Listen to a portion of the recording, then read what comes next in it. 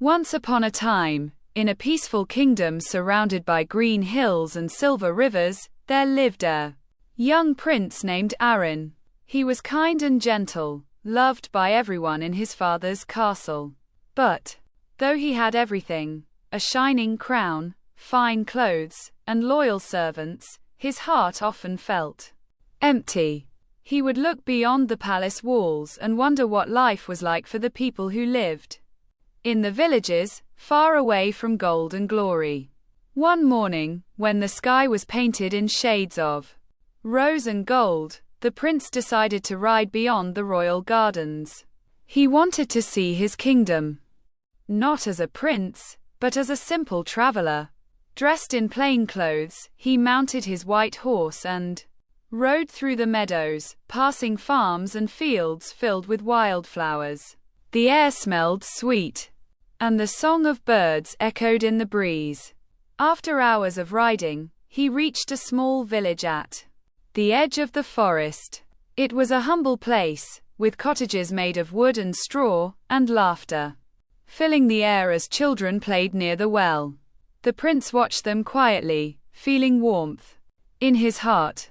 Then, as he turned toward the river, he saw her. A young girl stood by the water, washing clothes beneath the shade of a willow tree.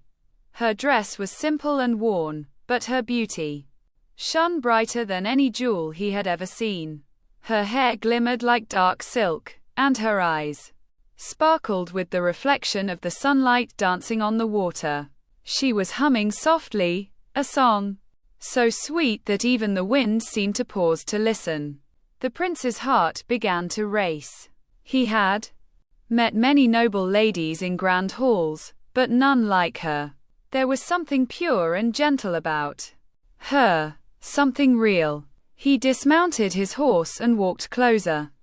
"Good day," he said, softly. Startled, the girl looked up, then smiled politely. "Good day, sir. I'm sorry, I didn't hear you come." "It's quite all right," said the prince, his voice warm.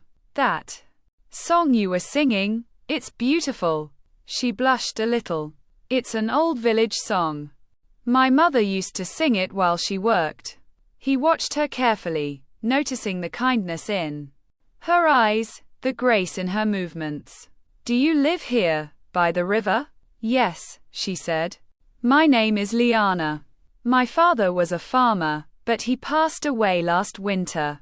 I take care of my mother now. We live in that small cottage up the hill." The prince nodded slowly, feeling something stirred deep in his heart.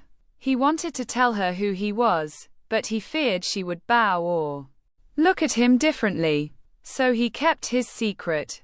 "Liana," he said gently, "you have a good heart. I can see it in your eyes." She laughed softly. "I don't know about that, sir. I just try to do what's right." For the rest of the day, they talked beside the river. The prince listened to her stories about the village, the harvest festivals, and the stars she watched from her window at night. In her laughter, he found peace. In her words, he found truth. When the sun began to set, painting the sky in shades of orange and violet, the prince knew he had to return to the castle. "I must go now," he said. "But may I see you again?" Liana hesitated, then nodded. "If you wish to visit the river again, I am often here." The prince smiled. "Then I shall return." And he did. Day after day, the prince came to the river in his plain clothes. Sometimes he helped her carry water, sometimes they sat beneath the trees and watched the sunlight play upon the waves. Liana began to look forward to his visits. She didn't know he was a prince, only that he was kind, gentle, and unlike any man she had ever met. But in the palace, whispers began to spread. The king noticed his son's absences and grew suspicious. "Where does he go?" Every day, the king asked his guards. One day, they followed the prince and discovered his secret. When the king heard that his son had been meeting a poor village girl, his face darkened with anger. "A prince cannot marry a commoner," he thundered. "He must marry a princess, someone of noble blood." When the prince returned that night, his father confronted him. "You have shamed your crown," said the king sternly. "I have followed my heart," said Prince Aaron calmly. "I love her, not for her riches or her name, but for her kindness and soul." "Love does not rule a kingdom," said the king. "You will not see her again." The prince bowed his head, but his heart burned with sadness. That night, unable to sleep, he slipped away from the castle once more and rode to the village. Lyanna was waiting by the river, as though she had known he would come.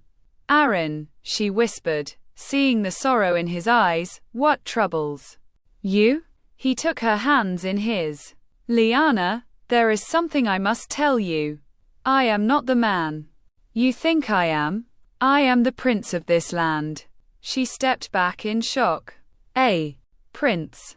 "Yes," he said, "and my father forbids me to see you. But I cannot let you go. I would give up my crown to be with you."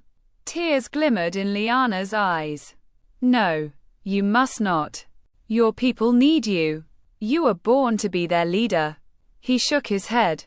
"What good is a crown if it keeps me from love?" But Lyanna was wise. She smiled softly and said, "If love is true, it will find a way, without hurting anyone. Go, my prince. Do what is right. I will wait, no matter how long it takes." The prince's heart ached, but he knew she was right. He returned to the palace and began to prove himself to his father, not with words, but with deeds. He worked among the people, helped the poor, and ruled the land with compassion. Slowly, the king saw a change in his son. The prince was wiser, stronger, and more beloved than ever before. Months passed, and the kingdom flourished. The king's heart softened. He called his son one evening and said, "You have become a true prince, not because of your crown, but because of your heart. Tell me, my son, what will make you truly happy?" The prince smiled gently.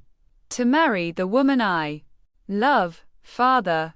The king sighed deeply. Then, to the prince's surprise, he nodded. "If she is the one who helped you become the man you are now, then she is worthy of any crown." Joy filled the prince's heart. The very next day, he rode to the village, his royal cloak flowing behind him. The people bowed as he passed, but his eyes searched only for one face. By the river, beneath the same willow tree, stood Lyanna.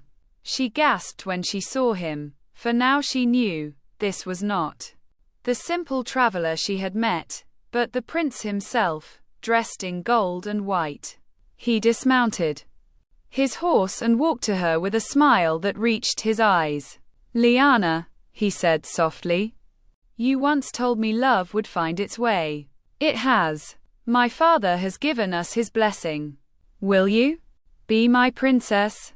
Tears of joy filled her eyes as she nodded. "Yes, my prince. I will." That very week, the village became brighter than it had ever been. The people sang and danced as the prince and the poor girl were married in the grand palace. The king himself placed the crown upon Lyanna's head, and she became the kindest princess the land had ever known. But Lyanna never forgot her roots.